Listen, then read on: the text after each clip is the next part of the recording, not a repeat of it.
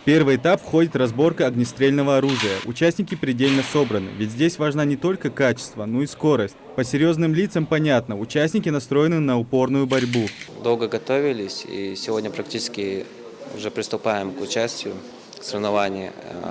И мы рассчитываем чисто на первое место. Молодые профессионалы со всей России прибыли в Ингушетию, чтобы на практике продемонстрировать свои навыки. Студенты общаются и делятся опытом друг с другом. Но главная цель у каждой команды – победить. Встретили очень тепло, прям очень хорошо, радушно, как будто даже, знаете, не уезжали, а просто приехали в свое какое-то родное. Готовились мы к соревнованиям около месяца. То есть подготовка у нас проходила каждый день. Вот. Сегодня нас ждет тир, то есть это стрельба из пневматического оружия.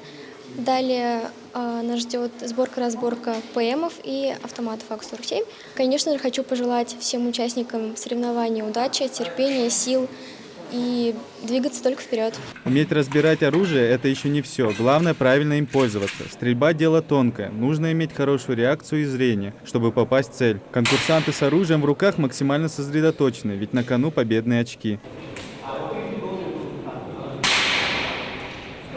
Конкуренция высокая. Каждый соревнующийся опытный знаток своего дела. Многие из них не в первый раз участвуют в подобных соревнованиях. Уровень подготовки участников достаточно сильный.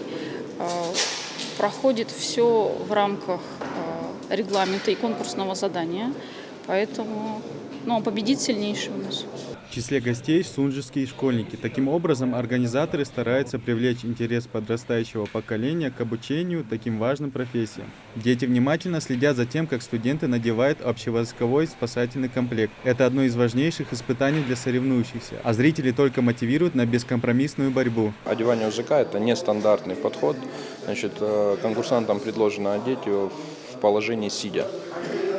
То есть многие из школьного курса ОБЖ помнят, как это выглядит, но в данном случае мы полностью отходим в сторону и делаем это специально для того, чтобы приблизить конкурсанта как можно больше, с одной стороны, к реальной обстановке, а с другой стороны, должно быть понимание о том, что в соответствии с условиями задание должно вызывать определенный процент сложности даже у профессионалов.